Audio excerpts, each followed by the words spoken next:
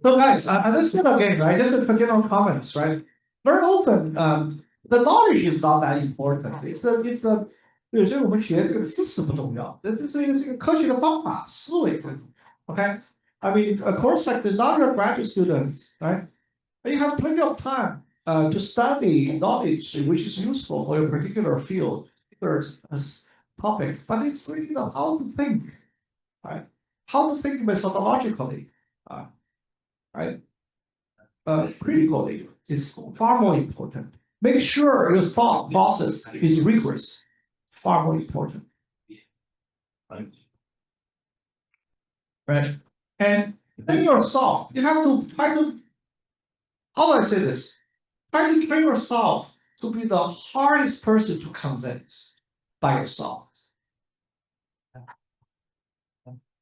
Only you become a person like this, when you come up with the idea, you truly have a good solution, then it's much easier for you to convince other people.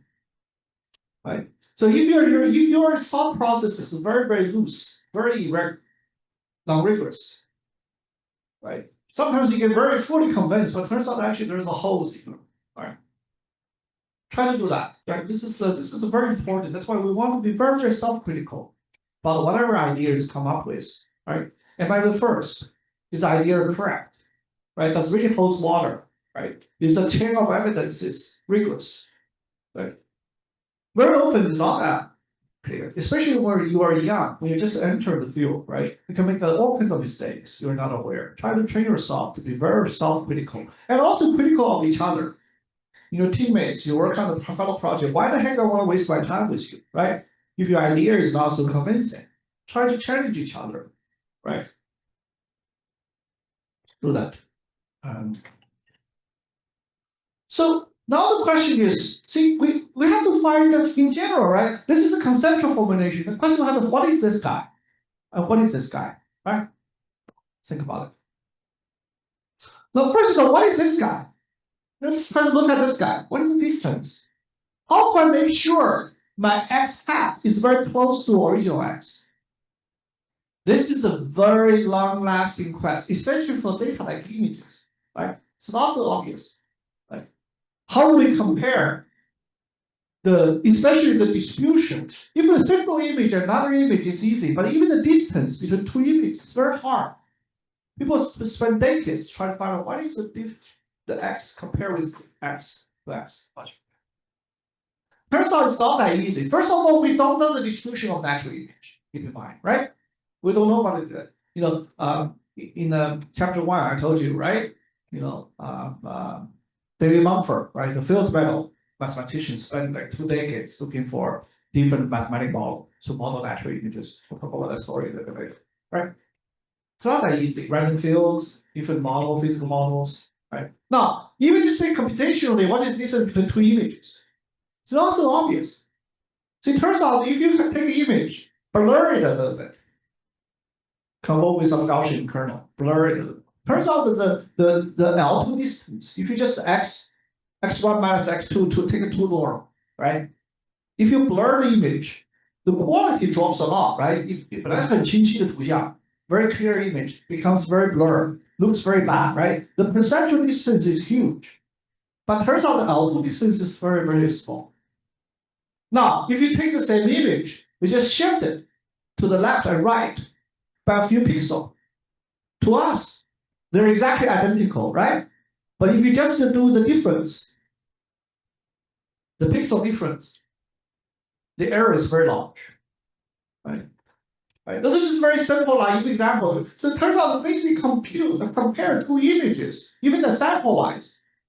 How do you compare them? It's not that trivial, okay? It's not a very, very easy task. Of course, you can do all kinds of heuristics. Right, extract some features, do it L2, right? So, why? Then ask the question, right? Yeah, people could spend tens of years, in early days of computer vision, yeah, people could actually spend a couple of decades to extract different features, to compare images, to do correspondence, right? Go study that history, okay? Not very successful, right? People spend a lot of effort to try all kinds of features to compare images. So it's not that easy, okay? This thing. Let alone this one. We'll talk about that later. Right? So there's some general approach, right? Statistical approach, meaning that, I don't know images, but if I assume this is actually David Mumford's approach, right? Early on, people think, or maybe inspired by physicists, right? Just like in Hinton, early on, try to do statistical physics, right? We have very high definition data. We believe this image are generated by some physical process, maybe from some probabilistic random models, Habermas family, random field with some parameters, right? So people believe that if you learn, physics, you believe images are generated by lights, right? By some physical process. There must be a physical model, right? Although we don't quite know what the heck this is, but there's a faith. There's some, random models, right? Then I can guess maybe this belongs to some very large parametric family, some random fields, some Gaussian process, right? And it's parameterized. And also Z, the feature. Also, I want my Z has some structure. Hence, maybe I can assume Z belongs to some distributions. Okay? So you can start with some assumption how the X is generated from Z. Remember, the dictionary has a very simple model, right? X equal to DZ, right? But here you can assume more general one. Then this one, Z also will have some structure. Maybe make them Gaussian, some weird, some very simple, and so on. Right? Then in order to even have data, in order to estimate, my job then becomes to estimate X, right? So you can give me a set of data points. I want to estimate what is the most likely X, theta, that generated X. Once I have theta, X has to be regenerated from the sample from the same distribution. Right? Hence, this problem of identifying from observed X, right? If you have a generative model, if you only have this model family, right? You believe this is true, then this is reduced to a maximum likelihood estimate. Right? Find out which theta most likely has higher probability of generating the observations. Clear? Right. This is a very classical statistical approach to modeling data. But the question is, this guy has to be correct, right? Also, this guy has to better make sense. Right? There's a lot of guesswork here. Okay.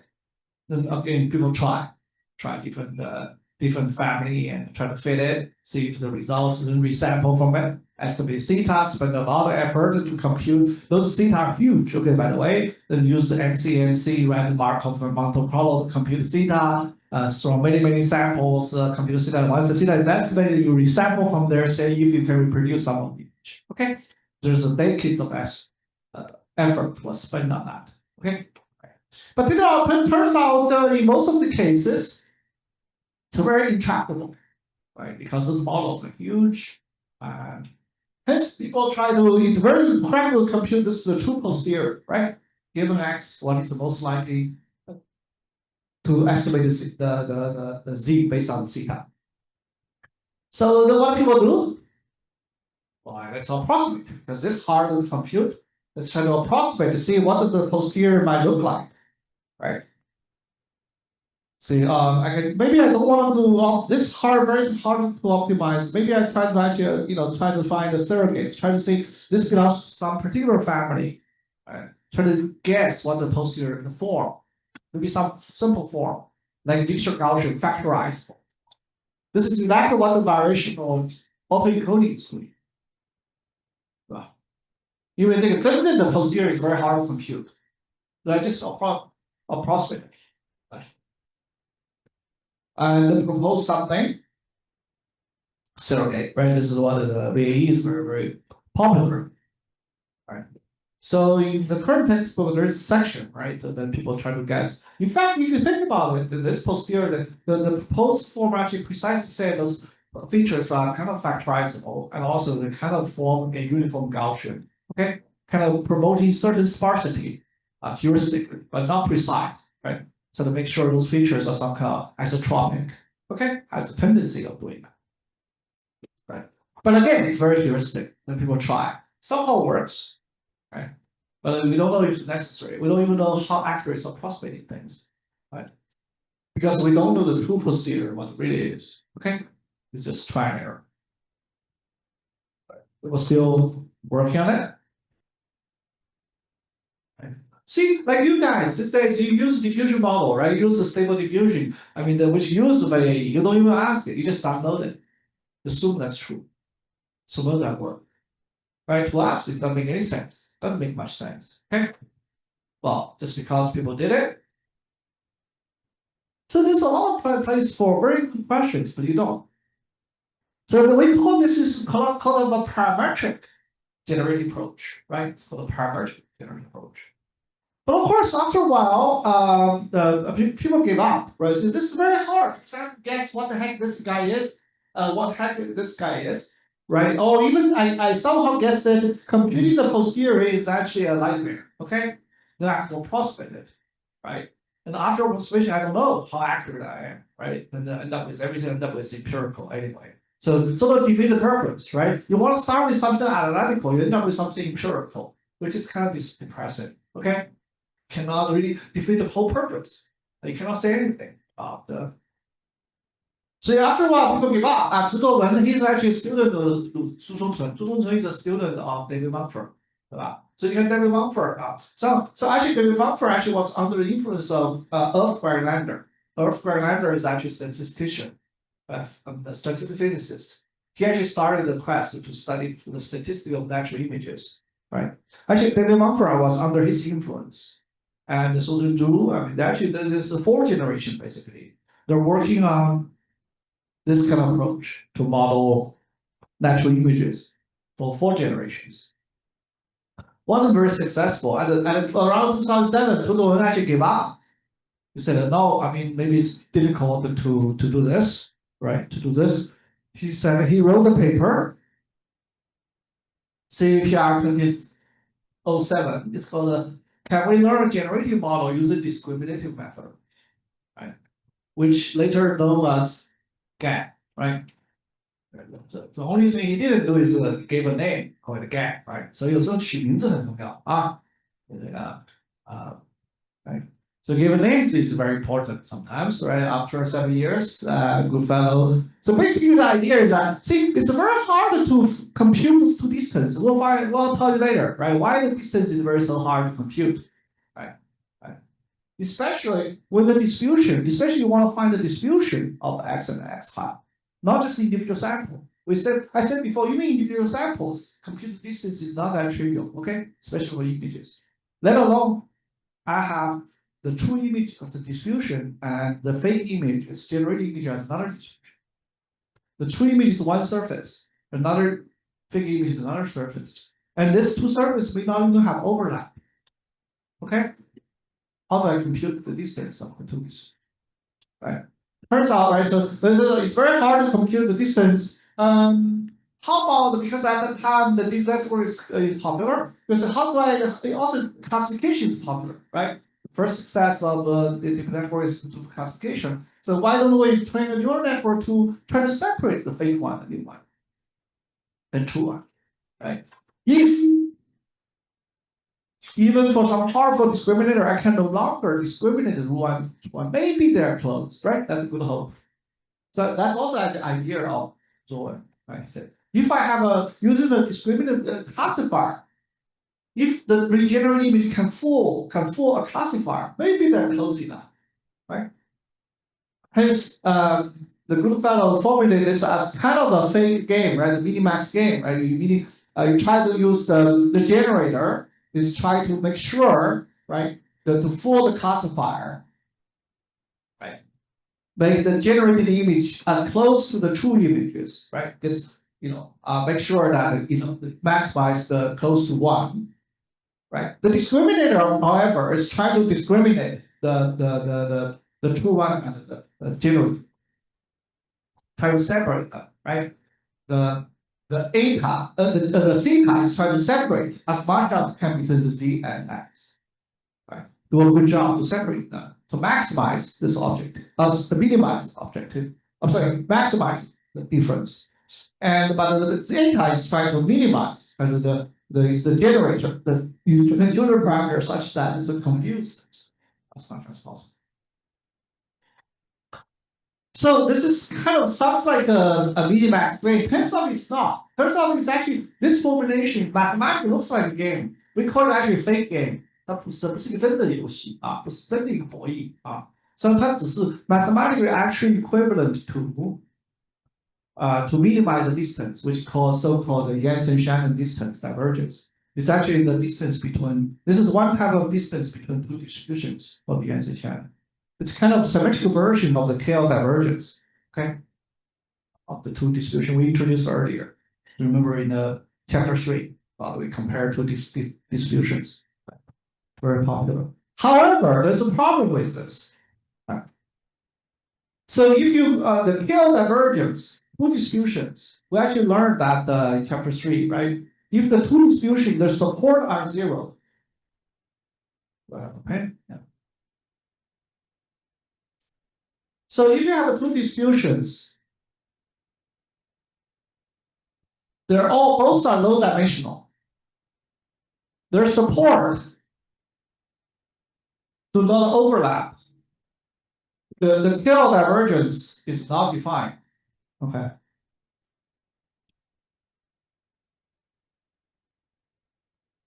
So that's why for 20 years, I don't know what people are talking about. When I read all those tens of thousands New York's paper, right? They all started with, oh, we're minimizing KL divergence. To me, it's actually absurd, right? Because you're actually optimizing all the distribution we're dealing with are all degenerate. 所以这个世界就是很荒谬，对吧？我告诉你们，2007年我在写 lossy coding 的文章，但是许多那个文章就是意识到这个问题。When I realized there's a problem, the distribution we're dealing with the segmentation or classification, the distribution are all degenerate, or degenerate. Okay, all this differential entropy, all those things are not defined. We mentioned that earlier, right?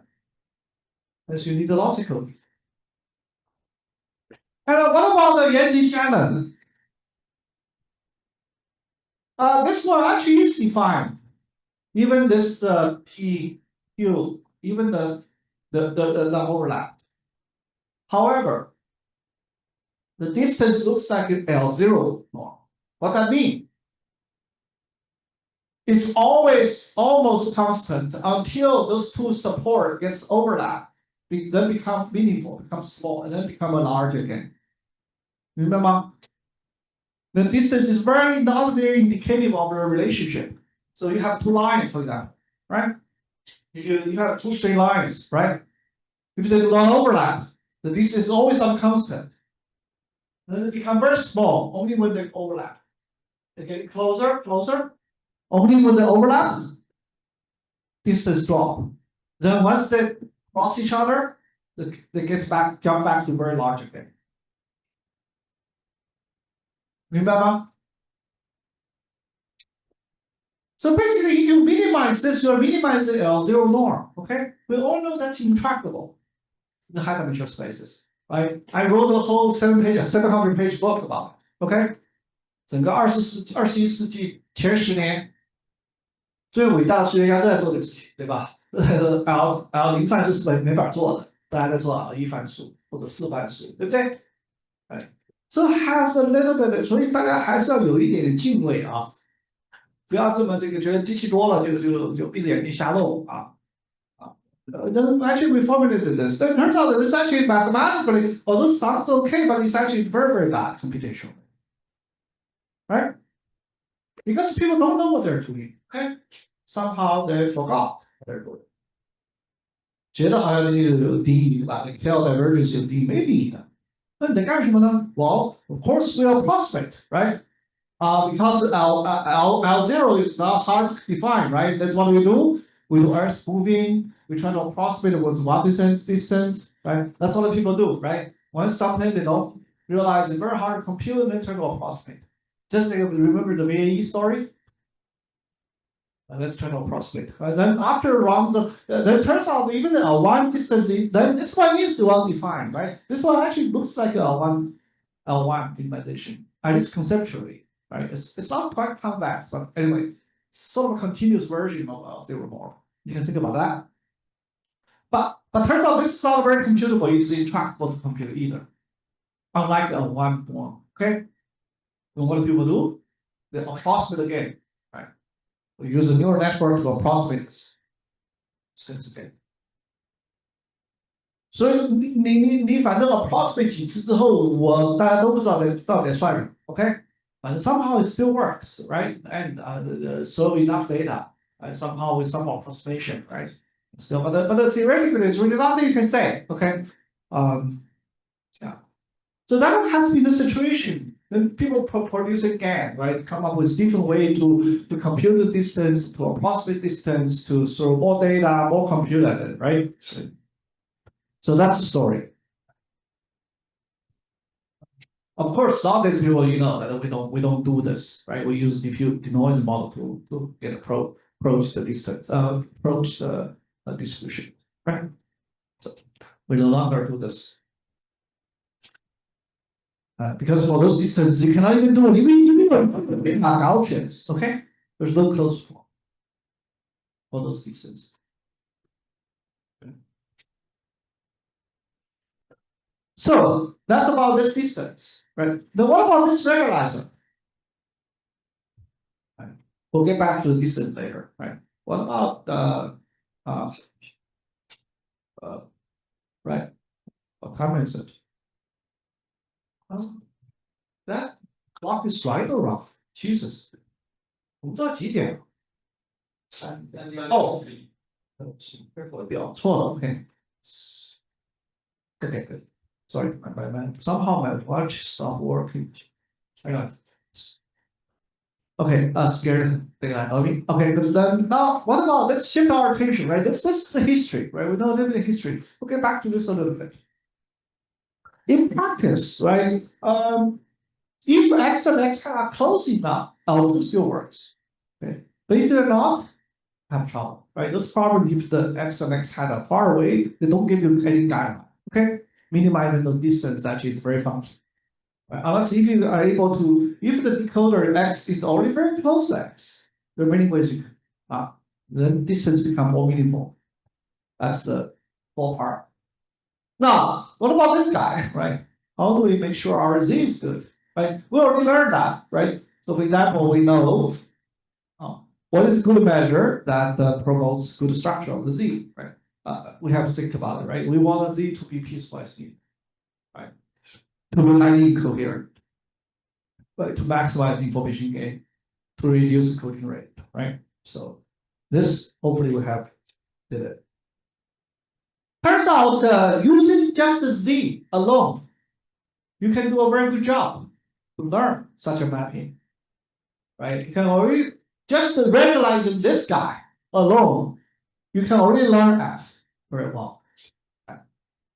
Without worrying too much about decoding, right? If you just care about it. This is actually the idea about Dino. This is called unsupervised learning, right? All I care, I forget about it. This is all this Dino is doing all the weird things, right? But all it does is very simple, right? Take an image.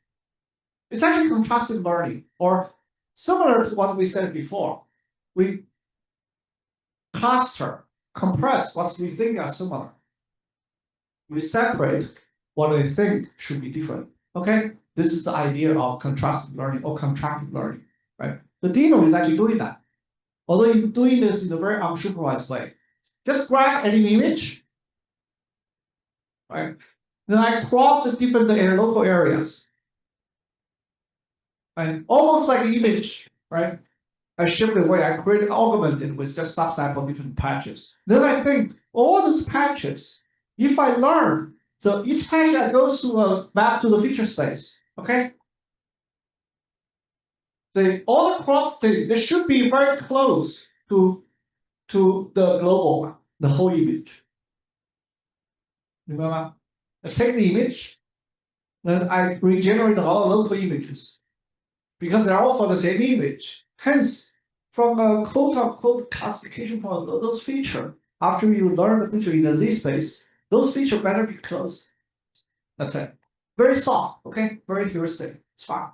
In terms of L2 norm, they should be close, okay? Because they may have a high chance they contain the same object. 明白吗？还是有一点点道理啊，这道理是那么的那个什么，对不对？ Then what they do, of course, this is how basically what we think or we believe similar should be close, right? The feature should be close. And of course, what about the image features from different images? Then maybe with good chance this has monkey, this has tiger, this has an apple, right? if it's two different images, the chance to overlap is very rare. And so we try to make those features separate. That's a contrastive learning. 明白吗？就是用这个 heuristic. Of course, you say, you can argue, in our case, the two images contain the same object, but the chance is rare. Okay, we have, we can live with that. Right? So hence you use this to build up in this case, you don't need labels. So you create what's similar by cropping the same image. You generate different class contrastive things from different images, right? So that's right? But it's very complicated, by the way. I don't even nobody understand what they're doing, right? They actually doing very weird things but this is concept that similar feature should be close, different feature should be, but they don't do explicit contrastiveness. They do the stupid, very weird teacher-student learning, and also doing a little bit the building the contrastiveness in this engineer way. Okay, not even clear explicitly in the loss function. Right? They try to avoid the collapse of the features. Is implicit doing some contrastive learning, but they don't quite spell out in their explicit loss function. They spell out the clustering one. Right. All right, this is one. It's a very complicated system, right? We even skipped a lot of details, right? So it takes beta, Dino2, now it's Dino3, right? Takes meta, huge team of people for 3, 4, 5 years, right? Train with I think they train on the billion image scale, billions of images to train this. It's kind of a clip, right? It's kind of contracted. Turns out that the feature is okay. The feature actually, the learn is not that bad. You can see it's largely already locally linear, right? Because they do very well in terms, even single shot, in terms of the segmentation and the probing to do classification, such as the image data. They actually can get close to 80% about an image for classification, or some of the code segmentation can get not quite state of art, but getting very close. That is very close to supervised method. Okay, so this is completely pre-trained, right? Unsupervised feature we learn, and the feature is actually pretty good. Right? So that's why all this world model these days, like RED, all those things people do, train JPA, they relies on this. Okay, almost all visual. I think even clip to some extent very much leverage on the pre-trained the visual feature. This still there's a lot of problem, but this still so far this so-called quote unquote state of art visual encoder. Okay, encode visual data features. All right. Now turns out this object function is what we did, right? Turns out it's very simple, right? You want the cropped and the global image feature closed, you just do L2 norm. Because if we believe those Z's are on the same subspaces, L2 norm makes sense. 对吧？第二, if you want different image from different classes, all the images from, right? For different images belongs to different subspace, then we make the whole set expand. 所以这就是 ray distortion 那一项，对不对？我们知道，那个 expansion term 越大越好嘛，对吧 ？minimize 这个东西，这要 minimize 对吧 ？minimize distance, minimize negative, is basically maximize， 明白吗 ？This is for all images, the feature should not collapse. That's it. 它到底只用优化这两项 ，then the network can be extremely simple. Much simplified. Turns out that this one actually we call it a simplified dino, right? This is our the paper published earlier this year. Actually, the not only is on par on the same scale, and this is about 大概是几张图像的规模上。The not only the system is much simpler, right? And also the training is stable, and much stabler than Dino, and also the performance is better. All the clustering, segmentation, classification problems. So you can see, right? Once you know what you're doing, the object function we learned so far about the feature space, right? Ray distortion and so on. One is compression, one is clustering. Very simple. Actually, we actually tried using the ray distortion for the class. This is on parts, right? That also works. But the only computation is a little bit more expensive. Because you replace with the L2 is cheaper. But remember the part term, right? That belongs to the same group. If you minimize that with distortion, and this one actually works perfectly same. Just more expensive to compute. Okay, that's it. So basic compute. This is exactly this same demo is exactly rate reduction. You're optimizing a term that is rate reduction. Remember, well, this every image has its own class. So it actually works very well. So now also the hyperparameter, this one has like 20, 30 hyperparameter. This one only has very few. We cover like 20 hyperparameter. You don't have any of those. No, has. So regardless, right? I heard Meta and Google are scaling this simplified dino now. Hopefully some new things will come out. But we don't have that compute. We don't have the data, the billions of images, and this requires probably a few thousand of GPUs to optimize. We only did this scale is about a few hundred cars，大概100-200套啊，这700套。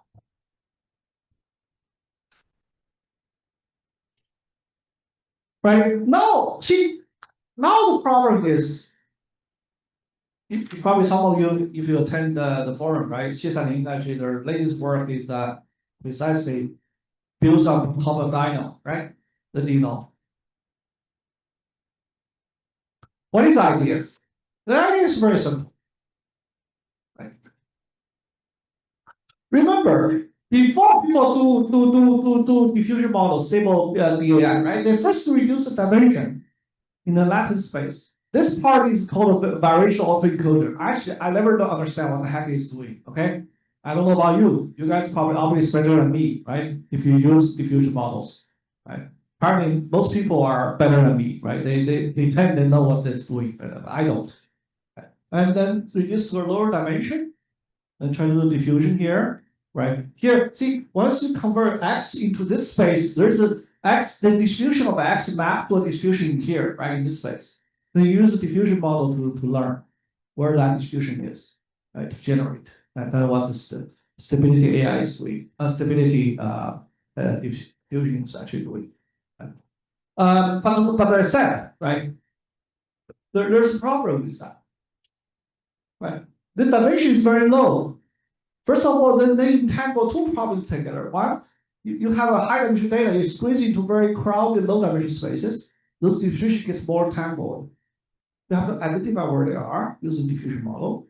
And even if you're able to identify them, right, they don't have much very good structure. Hence, you need to do all kinds of control that condition to generate it to try to access where the heck everything is. Okay? There's a lot of after post effort trying to find out where in that space the data is. Let me draw the picture.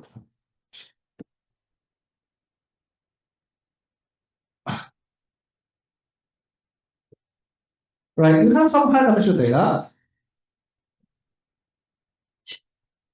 Let's say, right, this is images. Then you project it into some very small dimension, right? And that gets entangled. Okay.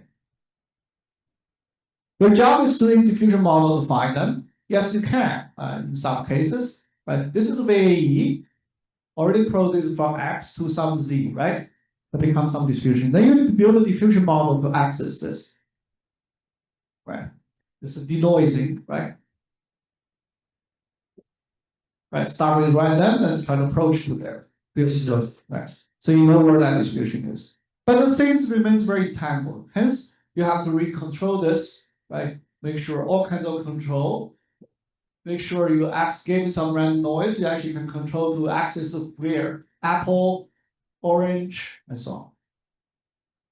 It's not impossible, but it's always very hard. Okay. Enable a lot of fine tuning, control this, control that, right? That's why we learn what's the language model, right? Because we don't know what the heck we learn, right?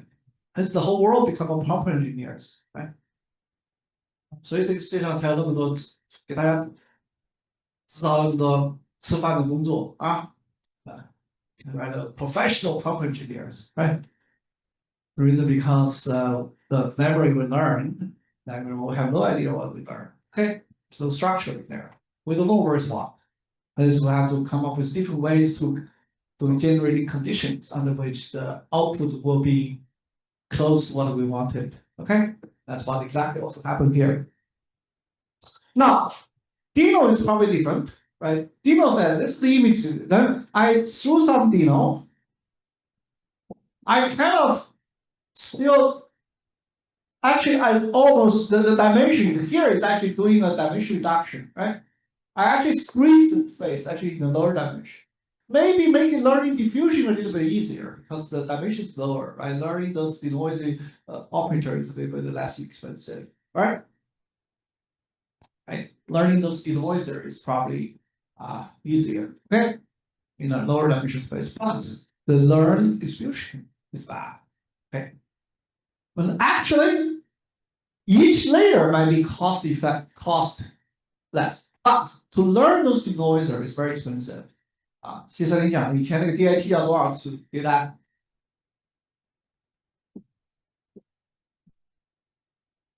？20万次以上，20万到40万，对吧？Although the dimension is lower, the operator, the memory is smaller, but to learn that all, because each operator may not become because it's all crowded, right?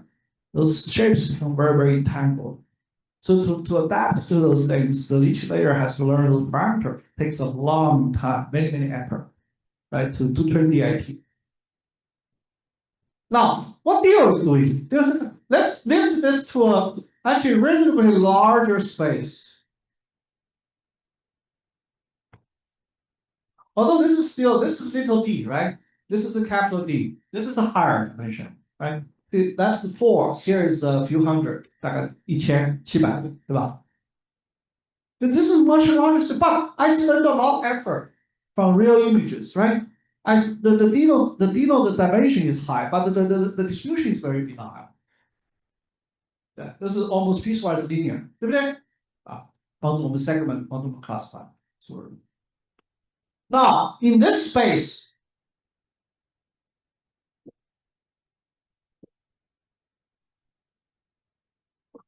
to learn the denoising,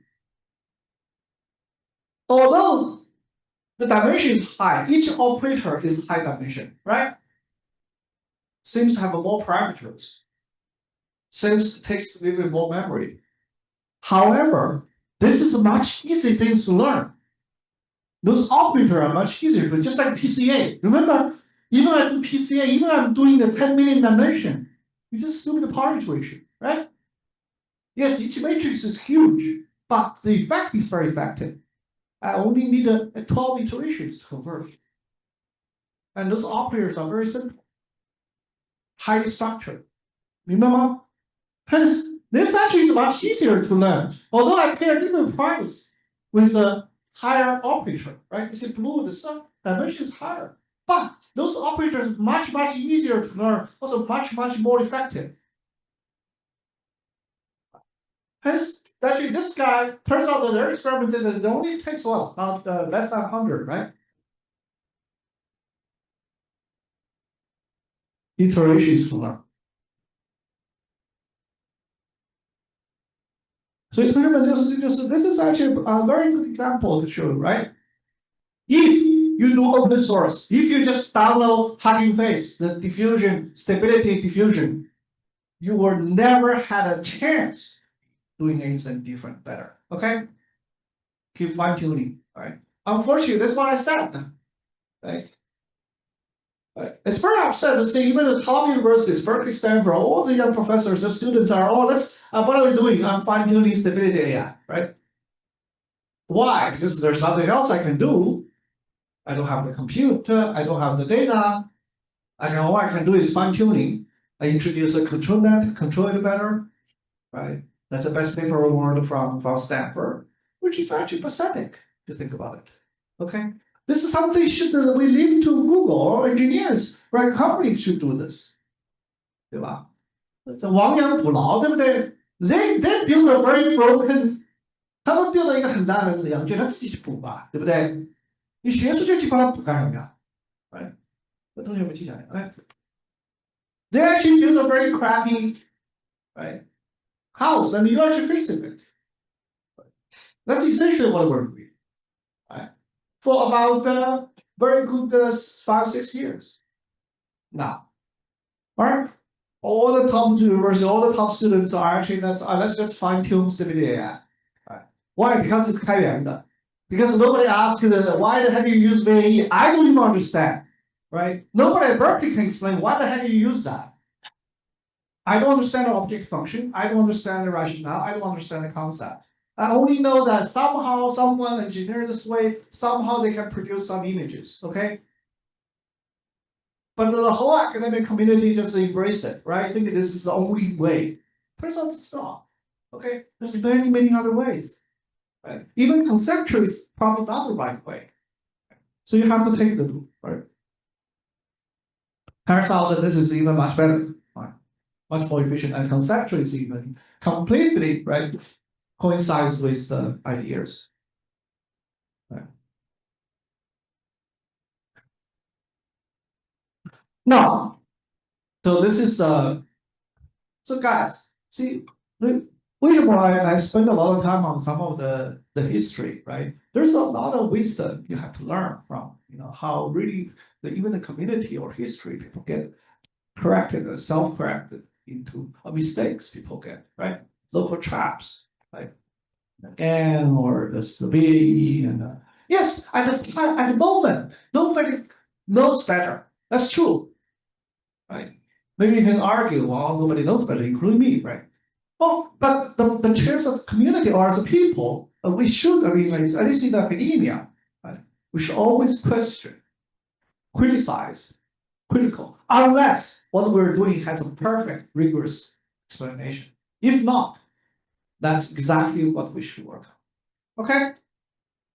如果任何事情只是说, it works as a black box, right? No, that's maybe acceptable for the industry, but completely unacceptable for academia. Okay? Anyone says that is not only irresponsible, right? It's not even a good scholar. Should not stay in academia. Okay? Yes, we can try, but our ultimate pursuit is to understand what we have done, right? Understand very, very well. Then we know if it is the only way, if this is the best way. You remember? That's our job. So, and it turns out there's plenty of opportunity, right? Once you have the right concept, you'll find what the current practice may be really bad. Okay? Yes, somehow still I can still get that diffusion model. I can still get that distribution, but it's much harder to find. And I should not have high hopes that distribution has good structure because it's already crowded in there. Okay? Yes, I can continue to fine-tune it to get it control better, to access different parts of the distribution better. Have to build a lot of bridges by labeling a lot of data to train a lot of bridges, like control that, going sideways to guide the diffusion process, right? The people can write another 5 years, 10,000 paper about it. There's literally about a few thousand papers about how to sample, fine-tune that diffusion stability data in the past 5 years. I actually believe they're all gone. They have absolutely no place in the history. Okay? They don't even deserve a footnote. If that's the kind of paper you want to write for the rest of your career, think about it. Okay. So now, see, now we know maybe this is a good thing. We can regularize we have more control of the Z, right? In the Z is our internal. We can have our wish list, right? Because we can force the F to achieve our goal, to learn F, to make sure Z is good. So we have more control about Z. Right? Sure, right? I can build my wish list to make them linear, make them also incoherent. So hence, this is a good measure, right? At least for now. We'll talk about how to fix any future plans for that later. But at least for now, this is a good. But what the heck about this guy, right? Remember, comparing individual samples is and if the distribution is kind of hard, what about this guy? Now the question is, a big question is, do we ever need to measure in external data space? If we want to learn a good world model, right?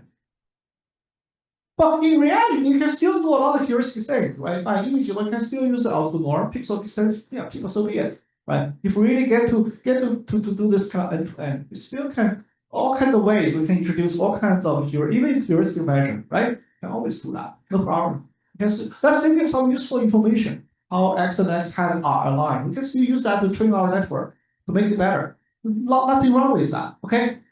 But the question is, at least conceptually, right? We can ask our question, do we really need to do this?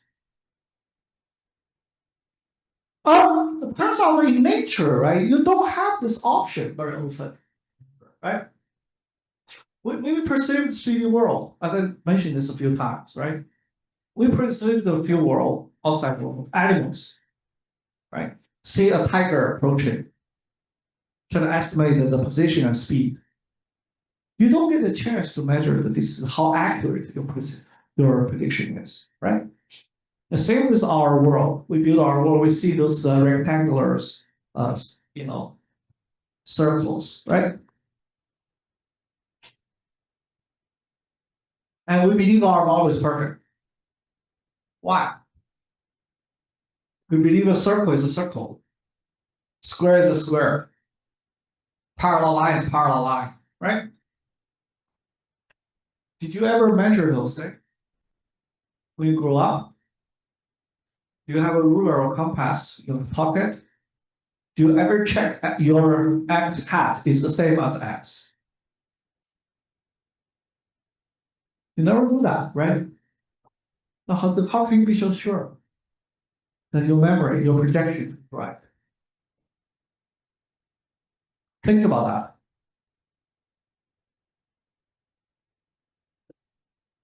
The nature doesn't have that option,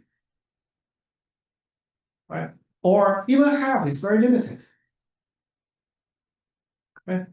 How do we build a nearly perfect world model without actually comparing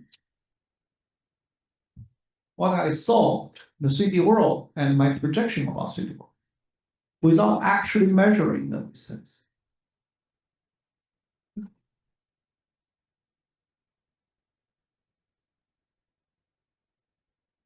So that's actually a problem asked by Nobel winner 80 years ago when they study animals, right? The intelligence of animals. 所以在座的各位有没有问过你自己 ？If not, right? I guess almost all people today who claim they are marching to general intelligence or marching to super intelligence has not even bothered to ask themselves this question. Okay. If not, I don't think any of us is serious about understanding intelligence at all. Okay. 我们还没入门呢 ，right？ 还没入门的这些人 ，okay？ But this is actually people in 1940s, right? Really interested in intelligence. And it's intelligence in nature, how animals can predict 3D world so accurately, so better, so much even faster, better, more accurate than human. How did they do it? Right? Without the language model, by the way. So if you talk about everybody, so how we're so language worked. Hence we add the visual data. We do a tokenized image, send it to them, become a multi-model large language model, right? Then we add action token to it. Then we get a VLA, right?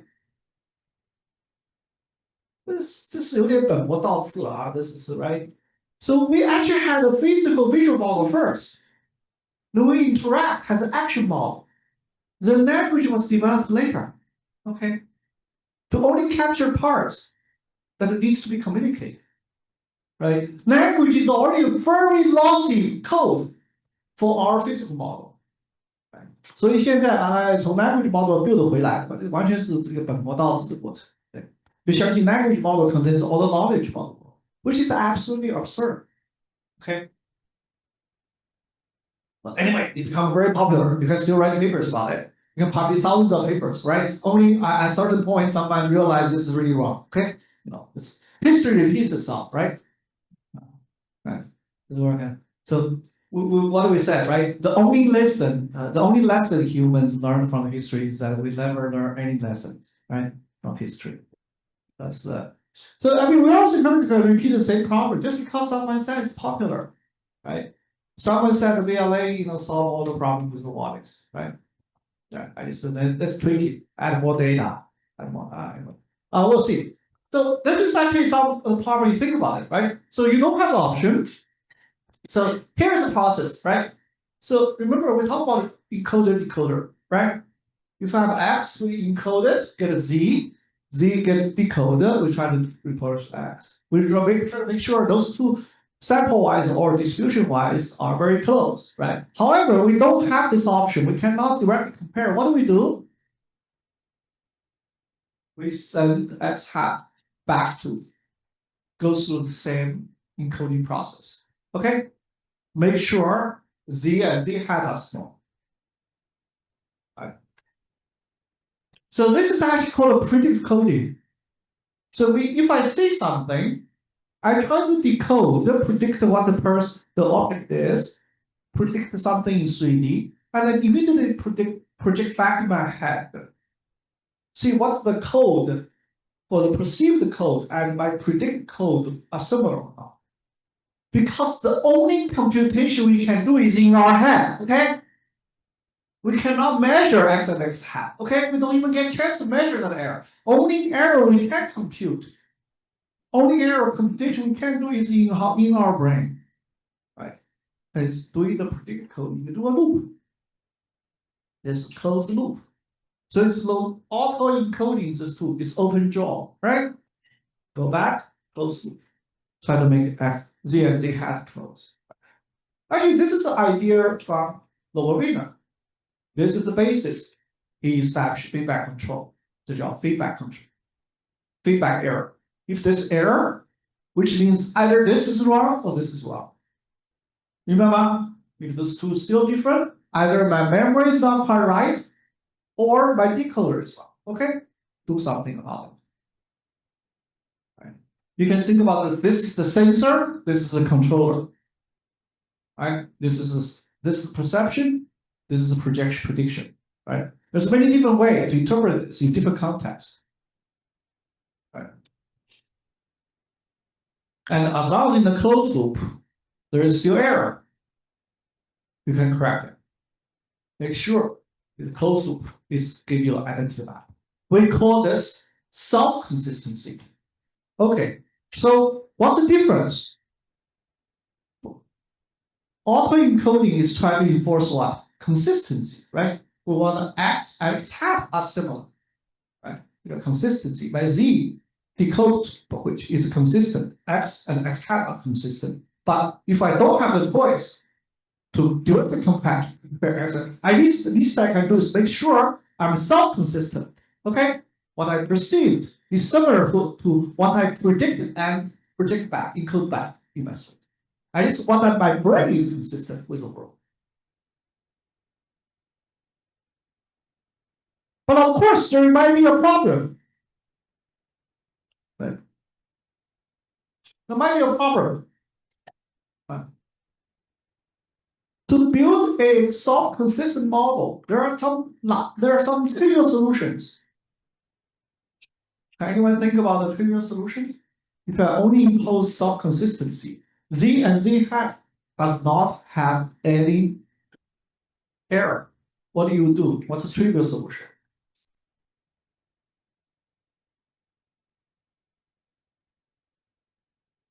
Your only job is to make sure Z and Z hat are the same. What's the trivial solution? Okay.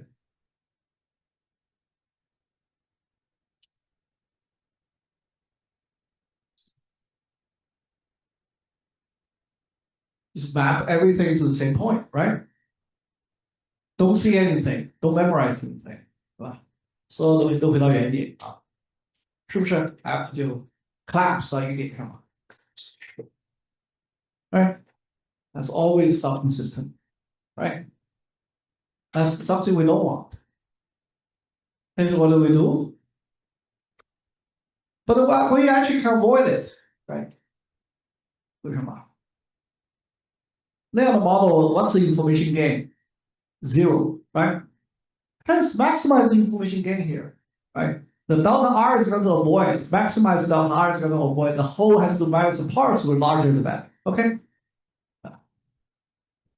So delta R will naturally to make sure you're not doing that, okay? We'll make sure the feature expand. Remember in the deno, this part is going to avoid all the samples to collapse, right? So in the original demo, they actually spent a lot of engineering. I don't even know, nobody can explain how to avoid the collapse. But turns out once you add this term, this model never collapses. We're very stable. It's very simple, right? So you can avoid collapse. That's actually okay. Second, now how do you make sure? Okay, even there's another bigger question. 即使我们能 avoid this doesn't collapse into some trivial solution, right? Collapse into a single point. But how can you make sure under what condition? If z and z hat, there's no error, then there will be no error between x and x. That's actually a bigger question, isn't it? How can you make sure the self-consistent model is actually also consistent? 我们说 x 没有 error 叫什么 consistent， 对不对？ Autoencoding is consistent. How can you make sure if my memory serves me right, internally there's no difference, but then there's no difference when I generate the x and x hat? Well, is this even possible? Right? If possible, then under what condition this is possible? You should ask yourself that question. We'll try to answer this some way later, right? But let's try to see, right? At least algorithmically, what we should do, right? To think about this process. So you have the decoder, right? What the job of because so you have an encoder. 这是我的，假设这是视觉系统 right? Those are the images. I think it's encoded in the visual cortex, encoded in Z. And then I try to have a generator. I close my eyes, try to visualize what I have written. Okay, I decode it. Then go back to the same. That image gets projected back to my brain. I try to look at it again, make sure my memory there's no difference. Actually, artists do that all the time. 发现没有？artists 做那个写真的时候，对不对？看一眼，画一下，然后看看这对比较一下。Right? They're actually comparing where. 他们没有跳到池塘里面去，对不对？看那些花花草草有多远，对不对？他们 constantly measuring what they're memorizing in your brain, what they see in the brain, and also what's on the painting, what's in the brain. Right? Of course, they add some noise to it. That's what we call the artistic creation, right? So add some distortion to it, right? We call it impressionist, right? It's actually interesting. So anyway, so they're actually doing this, constantly doing this. Right? So hence the G really try to make sure, right? They reproduce again. When you reproduce, see, you cannot compare in hat. So it actually makes sure. Take the memory, take the perceived feature, right? Z, decode it, then project back, encode it back into the Z space. This is Z hat, right? Those two are small. There's the difference in terms of the rate distortion. Those two has no difference, right? The delta R is actually measured between these two distributions, remember, right? Delta R is actually delta measures the union of the two sets minus the plots, right? So delta, when those two coincide, this error is 0, okay? So delta actually become a measure between two sets, union and minus the plots. The only difference becomes 0 when those two sets are exactly coincide. And this is always defined, okay? 对吧？整体减局部 this is always 对吧？整体的 volume 减局部的 volume. That's exactly what gives you a distance between any two sets. 对不对？ We'll be using this for clustering classification. Right? This is always well defined, the distance. Right? So hence the decoder should always minimize the difference between the generated code and the perceived code, right? But F, what is F trying to do? F actually tries to discern, try to separate. If there's any difference at all, F tries to see it, right? So that's what the artist is trying to paint, right? Always trying to say what I draw, what I remember here, whether or not compare there's any difference. So the artist has a very sharp eye, right? We are trying to what I will perceive or what I remember are the same. What I predicted next second to happen will actually happen if there's any error in there. So the F has to be very sharp. That's why our retina gets more and more higher resolution, right? Through the resolution, because we want to see all the differences. So F as a sensor always try to separate. If there's any difference between X and X hat, there should be a difference between Z and Z hat. F is actually trying to separate. The sensor actually plays the role as a discriminator. So F should have a very good capacity as a discriminator. If there's any difference between what I see is what I predict, should be able to separate it. So F is really trying to amplify or any difference between X and X hat. Then try to maximize this term. That's it. Hence, our perception and projection, prediction, is always play a true game. 我们记住了 try to predict should be coincide with what we observe next second. Always do that. Right? Why is trying to separate? There's still something I didn't remember, didn't see correctly. And there's something I could be able to reproduce everything. Right? I try to reproduce based on what I see as fast as possible, as correct as possible. Right? Hence, this actually give a really a closed loop system by see a distance between X and hat is defined through this game. And this game, interestingly, only depends on X indirectly. It only directly depends on, because this whole term is Z hat. This whole term is Z. Right? So to measure the distance between X and hat actually converts to a distance between only in the feature space, Z and Z hat. Get it? And this is the true game. This game you cannot reduce to a minimization or maximization. This is always a 博弈。你的感知和你的预测之间的博弈，人一辈子在干这个事儿，随时随地，每一分钟你睁开眼睛你在做这个事儿。Always, whenever you move, right? You always predict something blocked you. You're always predicting what's behind. You're doing this almost subconsciously. If there's anything surprise you, you'll remember. Next time you'll predict better. Okay? So your experience is getting better and better. Predicting the position, shape, distance, and the velocities. Constantly doing this predictive coding in your brain. Closed loop. This is called predictive coding in the nature. People see this in the human animal brains all the time. Okay? We'll see that later. There's something. Of course, making this a little bit better. Anyway, make this symmetric. Everything. The overall can make this contrastive. You can interpret. Now you can actually interpret those terms. What they're doing. Some are really doing compression. Some are doing expansion. Sometimes really try to. This actually is doing the theta eta is doing contrastive, contractive.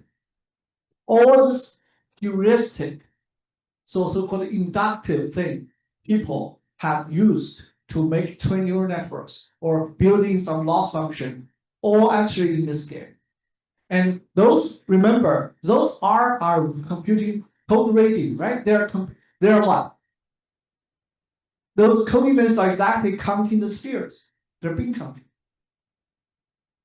Those are absolutely, 这个不是什么主观的 loss， 对吧？ Those are all objective， 都是客观。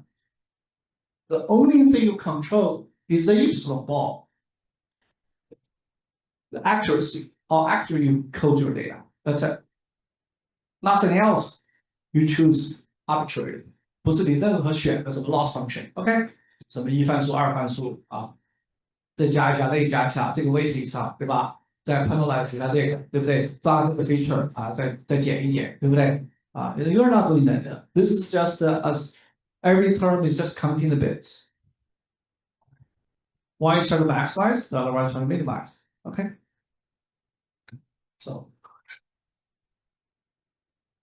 So does this work?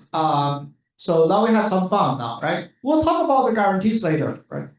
When this actually work? As I said, right? We'll worry about when under what condition when z and z hat are the same, then x and x hat has to be the same. Okay. Turns out there's something very interesting solution, a very interesting answer to that. Okay. Now let's just have some fun. First, right? Does this work? Right. So here it's interesting, right? It's completely closed loop, has x doesn't show up anywhere. 只跟 z 有关，发现没有？全部在你大脑里面做计算啊。It's completely inside, internal, right? No, nothing. Z is just projection from F. So all terms are closed form rate reduction, right? 所有这些都是有公式的，对不对 ？The closed form expression in terms of log determinants, right? See that. And enforced by closed loop feedback gain, right? This is closed error and this minimax gain. Structure. If we converge, Z should be a linear discriminating representation. We know that's the delta R is trying to achieve. And suddenly you realize something very interesting, right? You don't need to specify any prior surrogate for the target distribution anymore. Right? The posterior, prior, they're all gone. You don't need anything. Remember the VAE? Okay. Remember GAG? All the things you have to assume this prior, that prior, right? You don't need any of that. Right? Later on we'll tell you what the prior you need, the only prior you need, right? You already know the answer if you read the book carefully, right? Right. Even if you read the first chapter correctly, you already know that answer. What is the only prior you need setting to guarantee this work?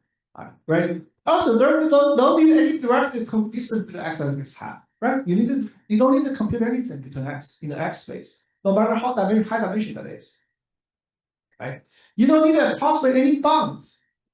No appearance of Cal divergence, Jensen channel convergence, no W distances anymore. Right? Everything is being counted.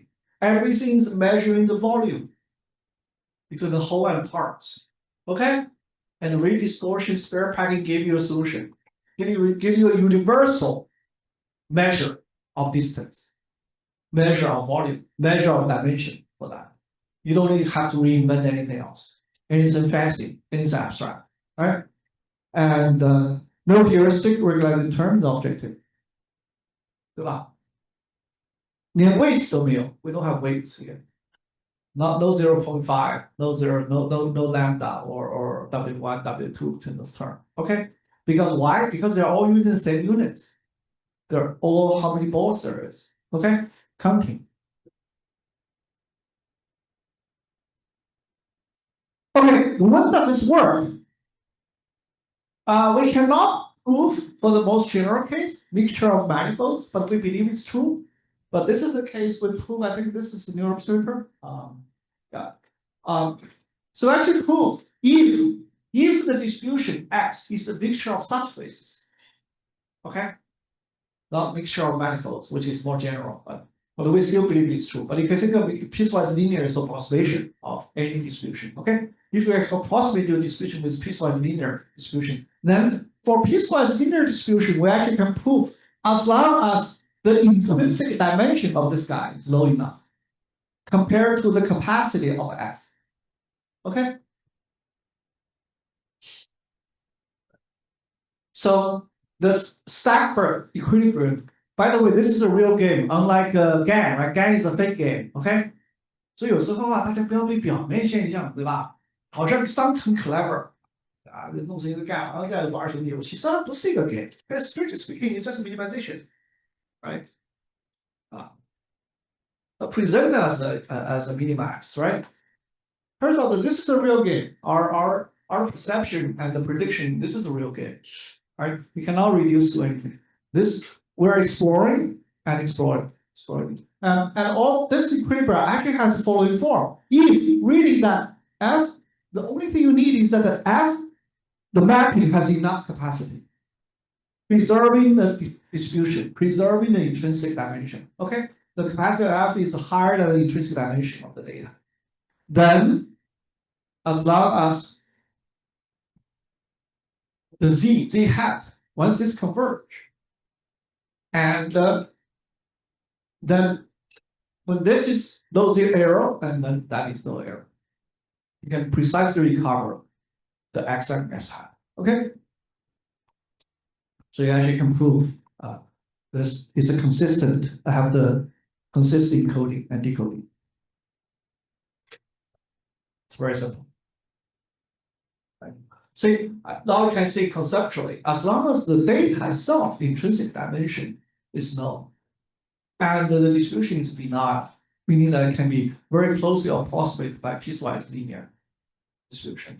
Then, as long as your sensor, this pathway is accurate enough. Okay. 假设你的数据 dimension is k, at least your capacity should be have the capacity to perceive data be above k dimension. Okay, that's all. But it turns out that actually this is very easily satisfiable. Right? Hence, nature must be exploring this fact.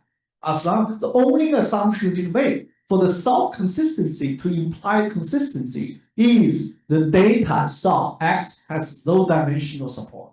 Okay? Sufficiently low dimensional support. Right? For this to work. Now you know. Very interesting, right? Actually, we realize when we realize we're actually quite thrilled, right? This is something not happen very often. Okay. For other distribution, it doesn't have this property. Okay, if for any distribution with generic support, you don't have this property. You cannot. Self-consistency cannot ensure consistency. Remember? So this also indirectly suggests the reason we can predict the world so well is that the world is low dimensional. Okay, think about it. The reason we can predict, we can learn with our self-consistent model is precisely another existent solution proof. The world is low dimensional. The things we learn, the dynamics, the shape, right, are precisely its intrinsic dimension are very low. Okay, otherwise, we see what we memorize are always very blurred, very inconsistent with the one we predict. Okay, we can never predict so accurately. The animal cannot predict the action, distance, shapes so accurately. Okay, remember? Right. Because mathematically, that's the only condition. This kind of self-consistency can imply consistency. So there's a lot of interesting things you can do, right? Now let's have some fun with this before we head to have the last few 10 minutes. Let's have some fun, right? So this actually makes, we actually had some fun with this. Although at a smaller scale, a few years back, we found out this kind of transcription. We can see, can we actually use this to learn some auto-encoding or self-generative model, right? With all the digits, face images, and so on and so forth. And we try to compare with, at the time, was GAN, right? GAN was very popular. Nowadays, of course, the diffusion model is popular. But anyway, we'll talk about it later. But RAE actually bring these two works together. We'll talk about that. Maybe this is something you guys can explore in the final project, right? We just mentioned that. But for now, let's worry about the auto-encoding. Right. So it turns out all the data sets, see, just like the simple Dino, right? Remember to train GANs. Again, all the GANs are very data set dependent or dimension dependent. You have to pick a different dimension. Everyone has a different architecture.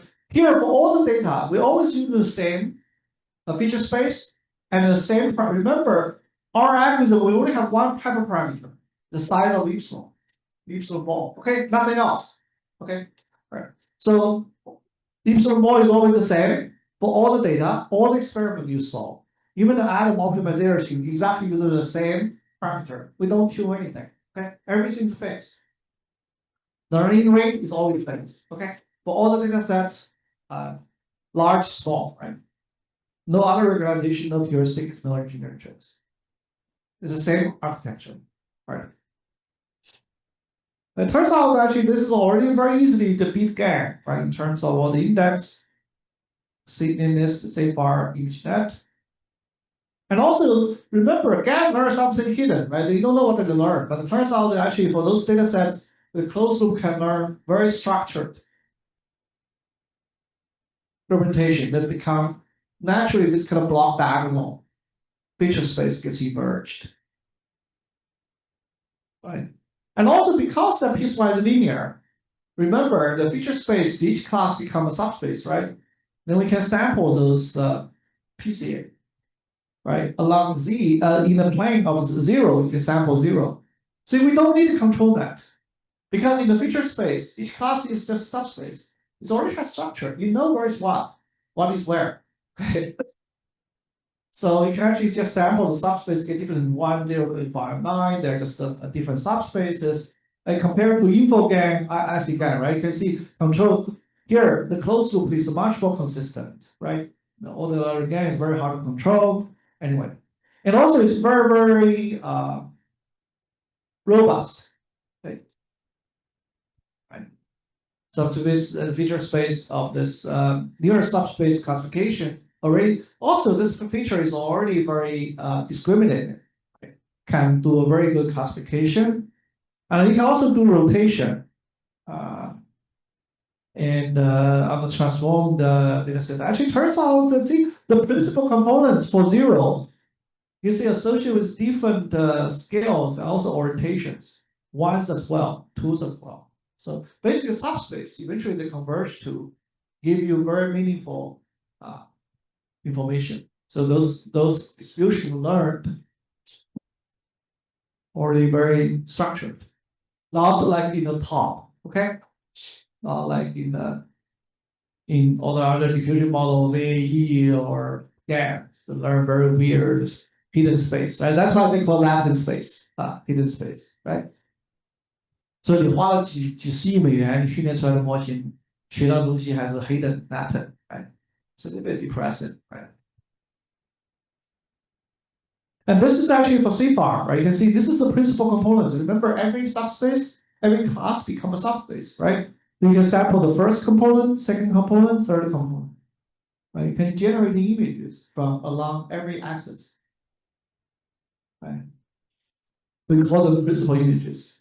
Right? It's already organized this way. Actually, in the recent work, if you guys have heard from Chuqin, right? Chuqin's work about the memorization is to use a mixture of Gaussian to approximate the distribution, had a similar effect, right? Corresponding to people wear hats, 长胡子、戴帽子，对吧？长头发 ，anyway. So actually, the subspace actually capture different variations in a linear fashion, linearize those, right? And this is actually celebrity, right? Empirical distribution. This is the input original image. This is the generated decoded generated image. Right. This is a long. See, I'll do a test question. Right. This is original data. This is decoded data. Right. There's a lot of variability, but what is not changing? Can you guys see? This is sample wise. This is the input X. This is corresponding output X. What is not changing? 有没有同学可以告诉我 ？Hence, what is the first principal component is preserved under this encoding?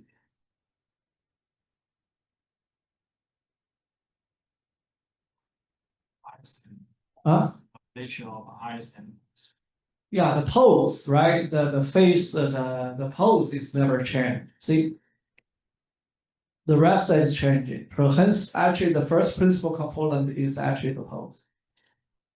That's the most dominant feature about the face. Okay, the eye, the nose, mouth, the general position.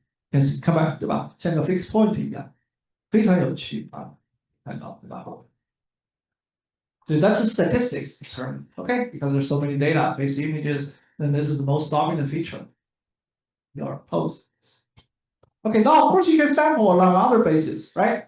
You can sample along other bases. See, this is actually growth. This is actually exactly. See, we saw this many years ago, right? This is like 3 years ago, right? Now you sample along certain axes, you get the wearing sunglasses, right? By the way, 这不是一个人，现在你怎么 control 在一个 subject 戴个眼镜？ This is not when you sample along the same. Remember, this is a distribution. if we sample along this principal components, all faces wear sunglasses. 明白吗？所有人的脸开始戴眼镜，从不戴眼镜到戴眼镜。Okay? Then all faces wear hats if you sample along another principal component.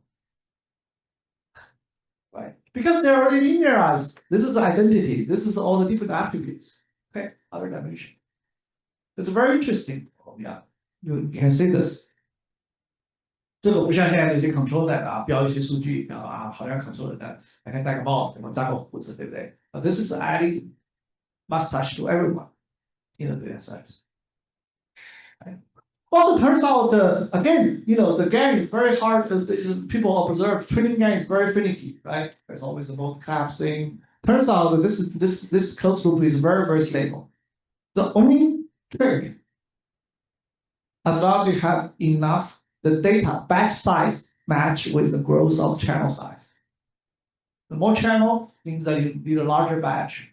It's purely statistics, right? You have a more dimension, you need more samples to get the means, get the gradient estimate better. That's it. The system is very stable. And see, there's a sharp transition, right? As long as the batch size is large enough, corresponding to the channel, it'll always never collapse. 非常非常有趣啊。Now, right, so that's for, I don't know if I have time to finish, but I'll jump very quickly, but we can recap a little bit next time, right? So you can see the question is that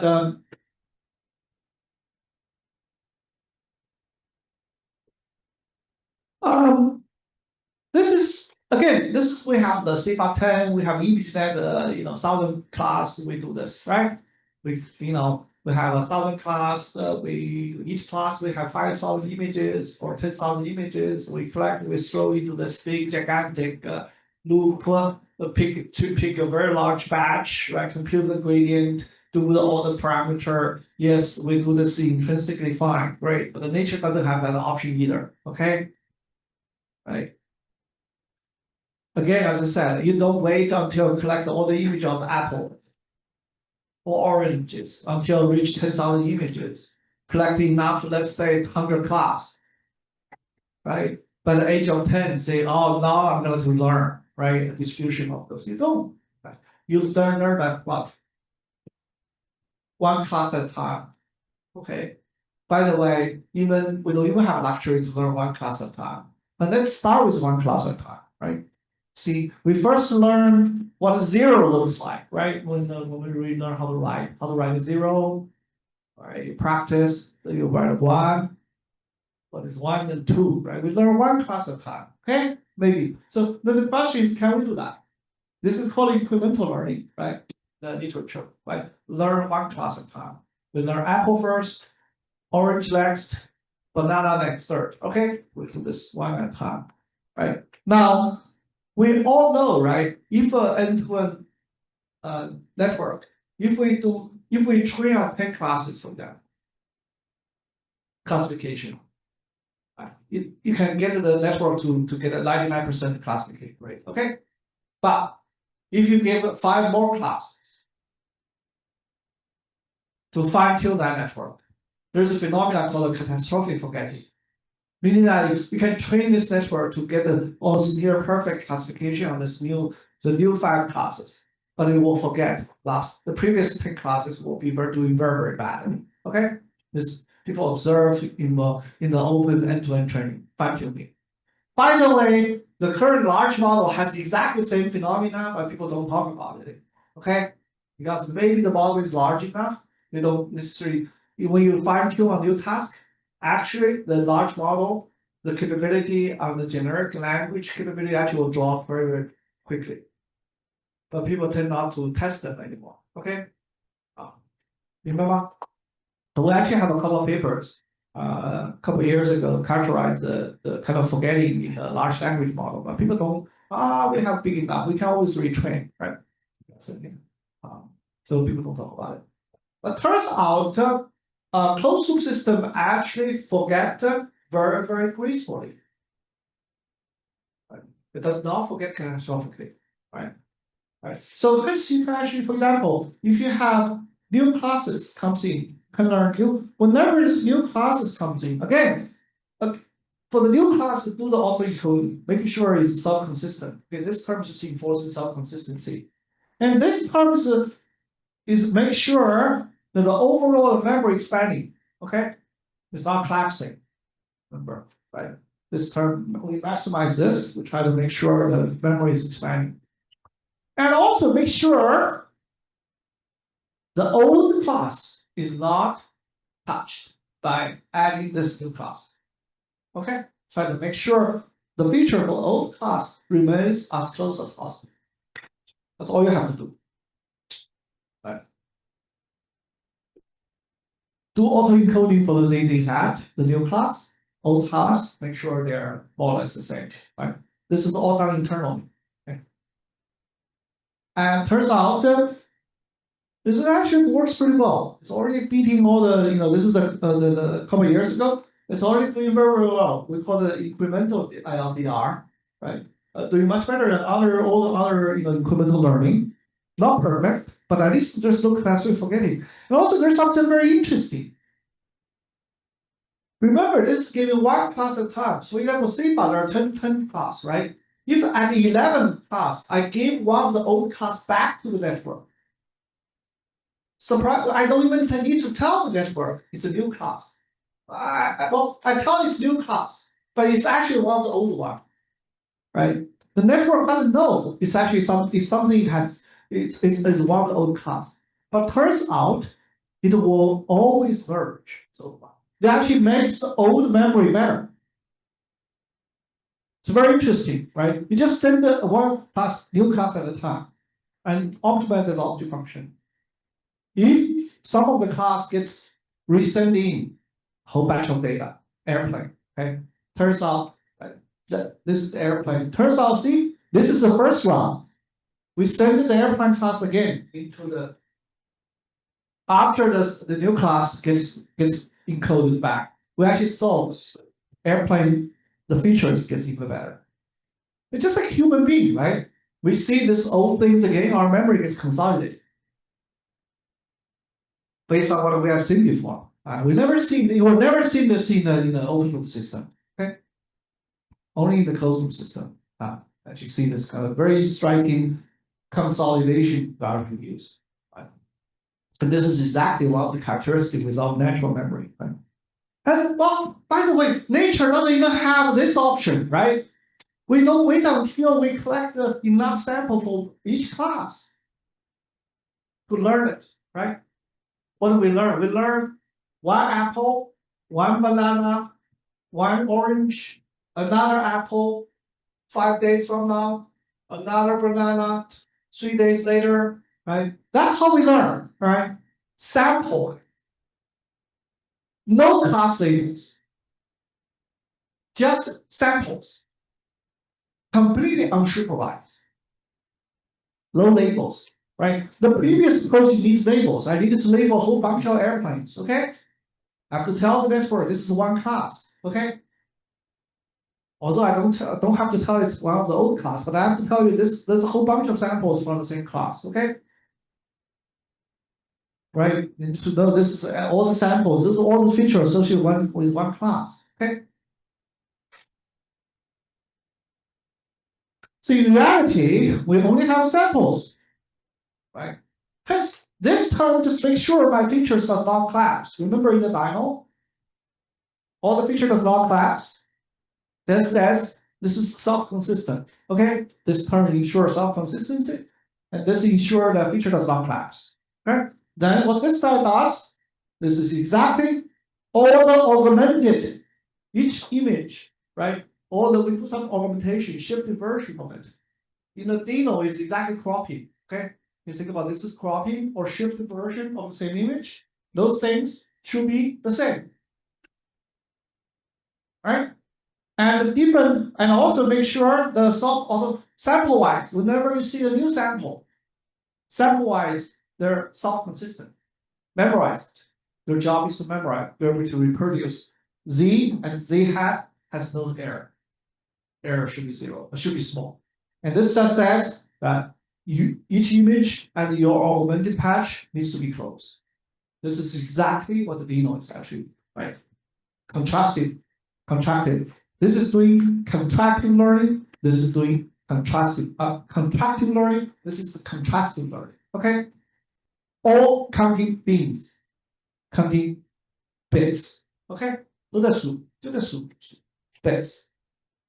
That's it. You code, right? So does this work? Actually works very, very well. Actually, this is C file. Remember, there's no label now. Every sample is on its own. Turns out it actually, well, the projection was 17. You can actually see that those actually blockwise start to emerge. Okay? The feature actually automatically merge all the airplanes gets closed into one subspace and so on. And you can see strikingly, right? This is using the Moco V2. This is already a so-called state-of-the-art supervised learning. And see, this is what I learned from this closed loop system. It's amazing, right? We actually believe the images, the distribution may be high dimensional. So we already project the features into a two-dimensional Disney, right? To visualize. Turns out we can think those distributions, even in high dimensions, the airplane is sort of here, but even locally, they're like they're like nets, fish nets structure. They have all this fractal structure.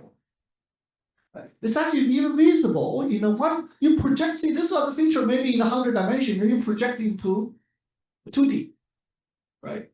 You believe they get squashed together like this, right? Turns out not. It's very strange. This is the first time we saw, right? You know, actually, in the high dimension space, this is taken almost arbitrary projection of something high dimensional, right? We first think this is actually maybe some surface. No, it's not. Even that it may be spanning something like fractal. 真正的数据结构啊，可能是像这种你的 sample 实际上是在像这个渔网一样看。But maybe when you sample the surface, you get in the middle. That's a new airplane. That's something you never saw. It's not in the training data. Those dots representing training data, right? It's very fascinating. So what you sample is actually very thin fractal of the data, right? Then the algorithm actually captured that because a lot of them are very similar airplane. But turns out maybe if you be able to get a hold of somewhere in that the fish net 中间啊，网孔中间that there will be an airplane probably never seen it. Okay, you can do that. So this is actually also did with Yang Kun 工作。Right, this is with Yang Kun and Peter Tong. Was actually Peter actually did this at Berkeley and with us, and then he moved on to with Yang Kun. Actually, Yang actually liked this idea, and actually remember, this is actually one of the reasons Yang Kun 曾经在忽悠这个 Jetpack， 对不对？那个就是什么都是在 the feature space, right? I think that's I think he learned a couple lessons from our work. Because we have been saying that a lot of things should be self-consistency instead of this 5-6 years ago. In fact, Animal does everything in the feature space, okay, in our brain. The world model is built internally, okay? And there's all the mathematical reason, yes, you can do that. Even algorithmically, yes, you can do that. The closed system is actually allows you to, right? You play a game with your perception and projection.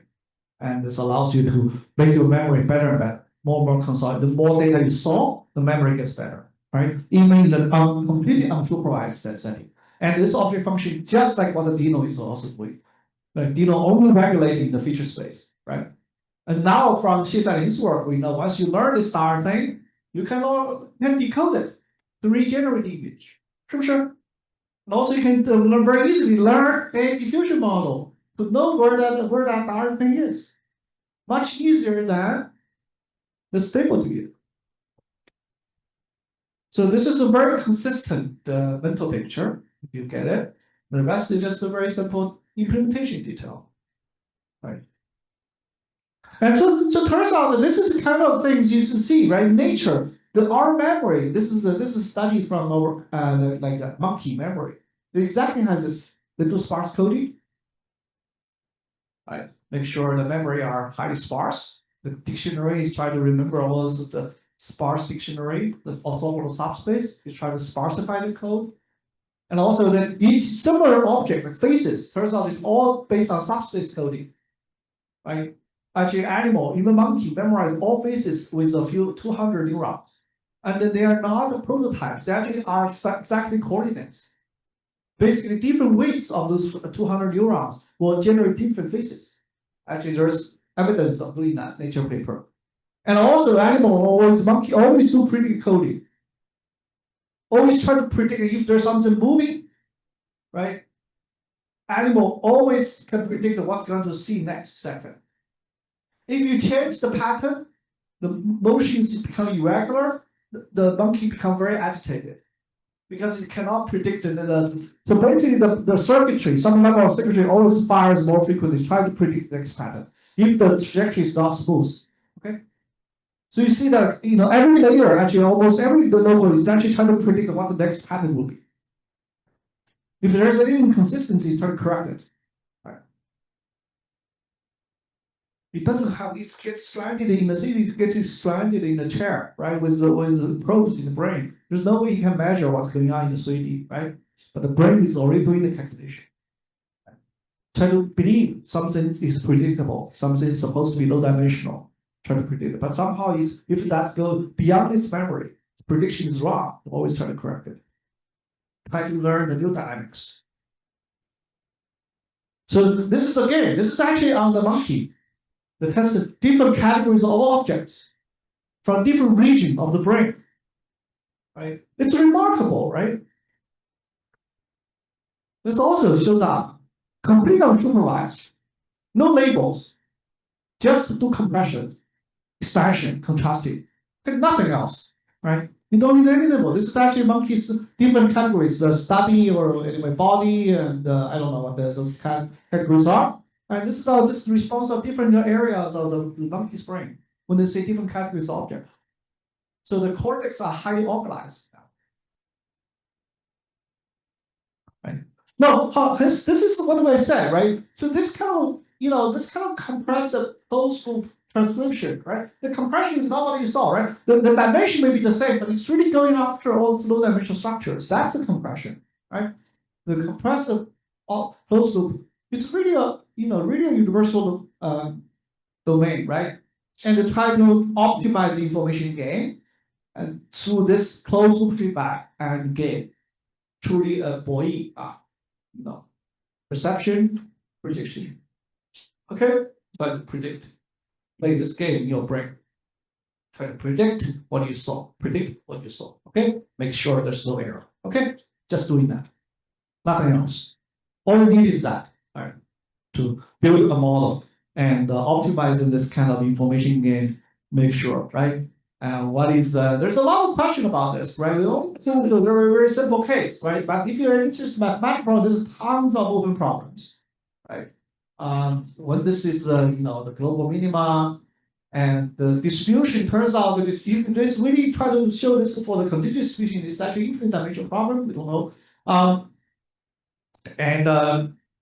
How do we linearize? Under what condition we truly be able to what manifold? Remember, only proof that this piecewise linear works, right? The GPCA case works, but what about if your manifold is non-linear? You require f to be non-linear mapping. When that is okay, I have no idea, right? How to generalize? Turns out this has something to do with the so-called Braskamp-Libby inequality.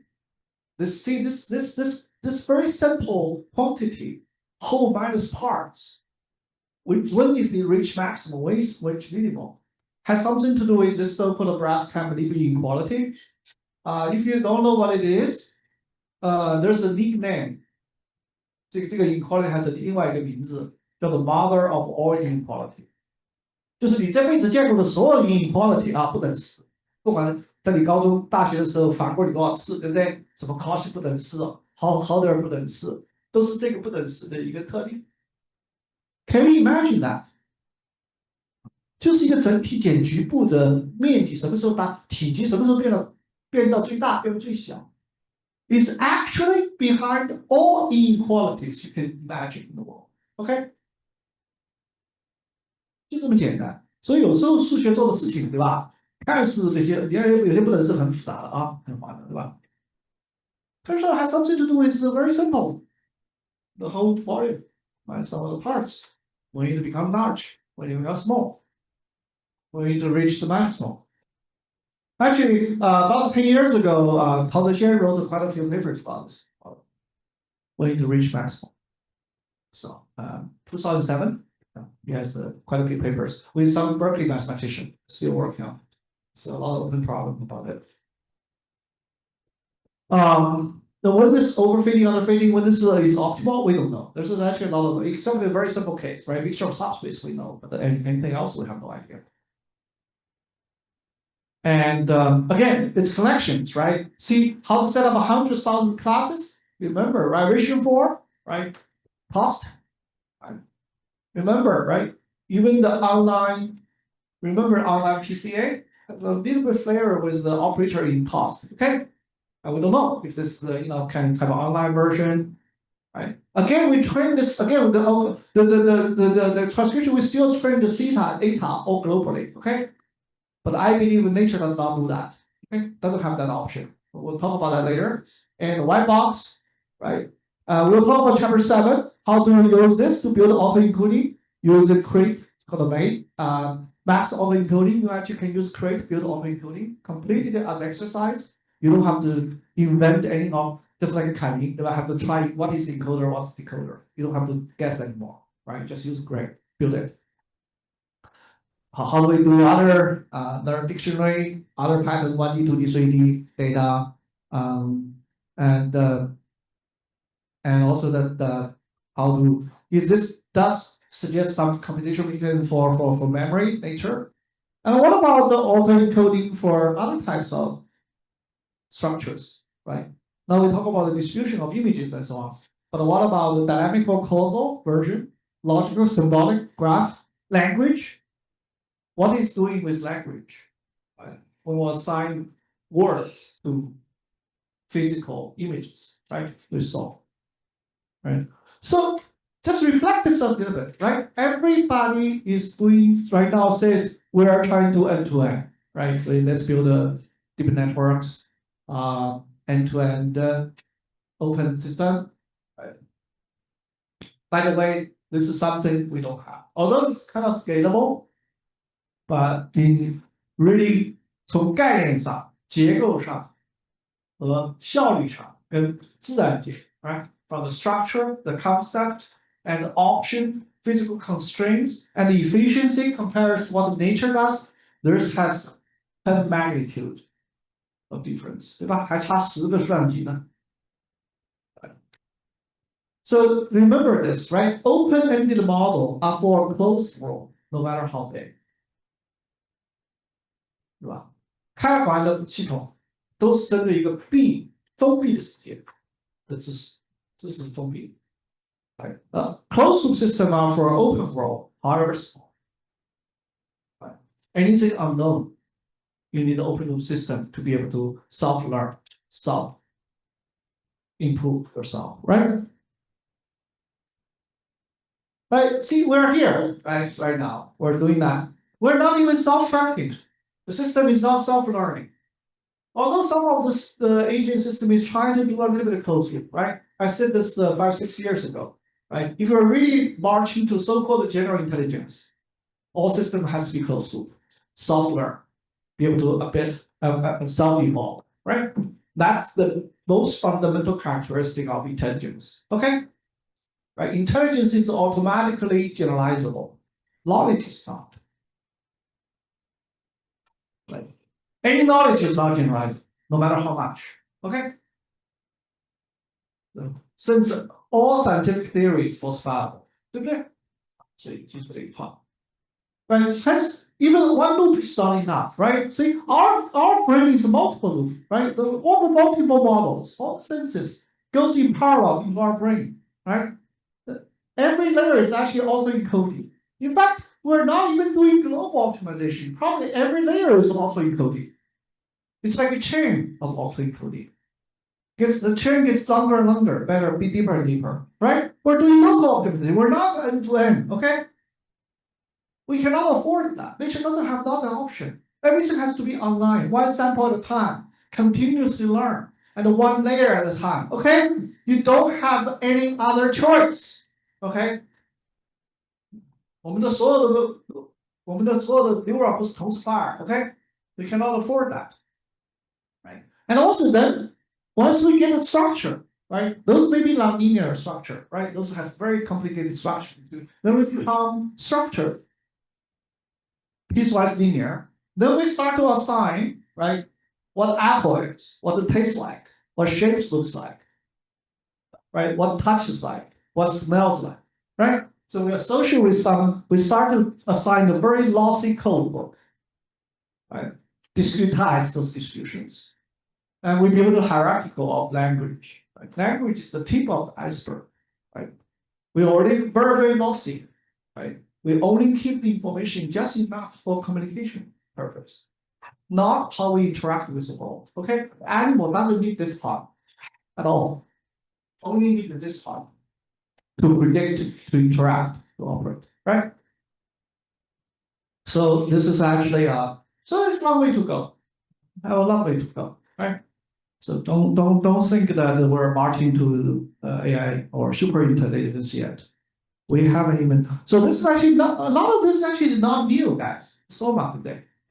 A lot of our ideas are already in the over winners already of compact coding, closed loop feedback, learning games, white box modeling, and nonlinearity, shifting environments, spring waves. Right? Read this book. Again, there's some recent reference, right? The last few years, since the pandemic, we're actually exploring this idea of how to improve really the parsimony and some consistency. We believe is really the ruling principles behind intelligence. If not we don't know if the only ones really that are the principle behind our building of memory is precisely pursue the compact low-dimensional structure and make them organized, and also make sure our memory is self-consistent, right? With what we observe, and also try to make it closed loop, make it incremental, make it unsupervised, or have something with a closed loop, right? Not just auto-encoding. Auto-encoding ensures consistency, but we don't have that option. The nature doesn't have the option. All right, so this is actually the book, or some of this. And again, right, just wanted to leave you with this take-home message. Right? Closed loop. We'll try to recap this a little bit. Closed loop transcription is really a universal learning machine. All intelligent system that is alive, you are closed loop systems. Okay? 小到我们的 DNA、RNA、蛋白质，大到细胞、组织、器官到身体。OK， 我们的 visual memory、我们的 muscle memory， 全部都是闭环系统，好不好？所以现在谁在你面前会有 N to N 的啊？就是想卖你数据和芯片。OK，scaling law on the N to N，right？ 就是吃饱了撑的。所以这些同学们啊，所以这个最后讲两句，对吧？就是这个事情，就是如果你们把很多东西，实际上可能这些概念啊，不是说那个，也是我们过去几年虽然 put them together， 但是很多东西，你把这个整个对自然这个智能的发展历史啊，学术的这些想法、思想、方法、经典的方法，对不对？大家也看到了。过去这几堂课都在梳理，对不对？从 analytic approach 到后来的这个 non-parametric approach、data-driven approach， 然后包括去噪啊，你把这些都是100-200年的历史，包括优化，对不对？这个方法都是100-200年的历史。你们把这些 idea 梳理清楚，你会发现现在很多东西实际上要么就是在 reinvent， 甚至还忘掉了很多更好的思想的方法，这是非常 alarming 的一件事情啊。所以这个现在有些学者们在呼吁，就是我们这个 scholarship 是实际上虽然技术看是在推猛进，但是 scholarship 实际上是在 degrading，OK， 甚至一些品味 research， 甚至 diversity 都在丧失，这是非常不好的一点大家觉得这个好像这只有自古华山一条路，不是这样。而且往往是条条大路通罗马，而且甚至大家可能连罗马这个目标都还没找到。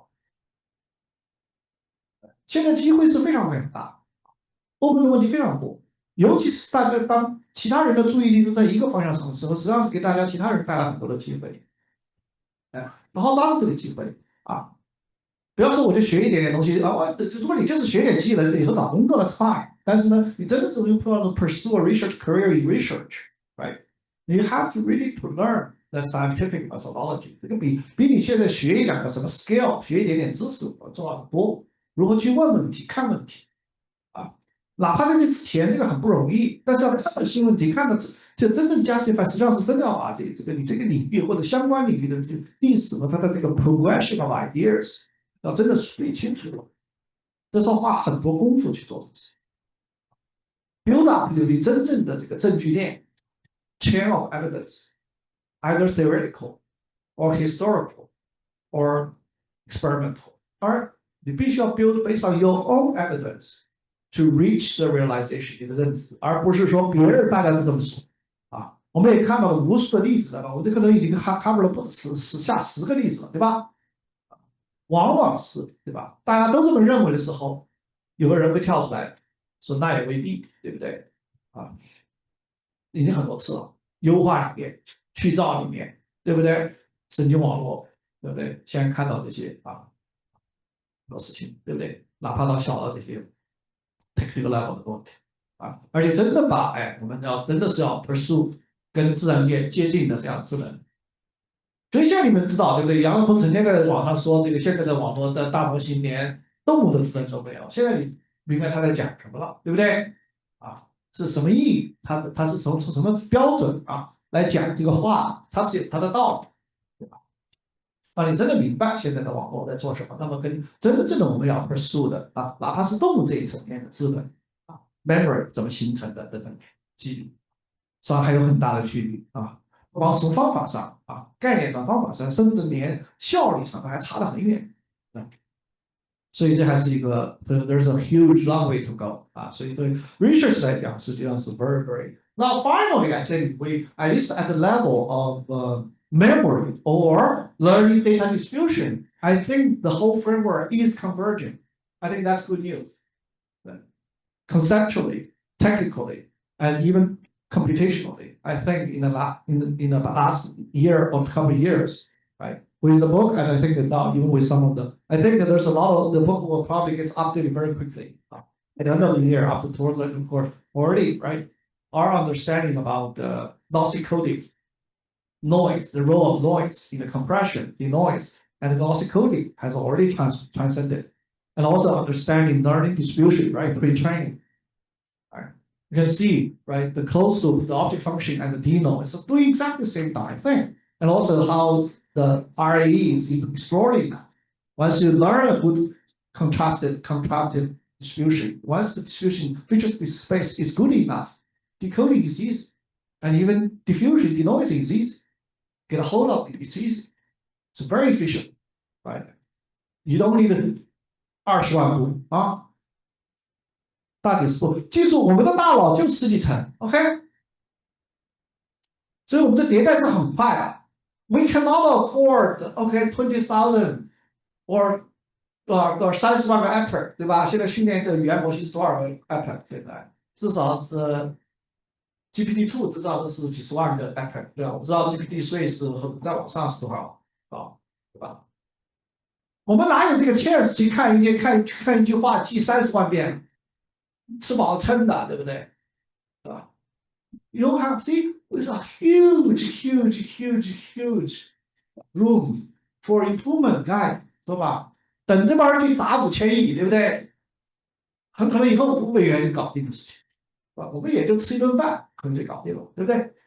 啊 ，anyway, this is actually a very exciting time for research. I really think that your and for research intelligence, right? For your final project, if you have, I do encourage you to make adjustment, right? Pick something really meaningful, pick something interesting, right? Have some significance. At least give yourself a try, right? To formulate a reasonably interesting problem, right?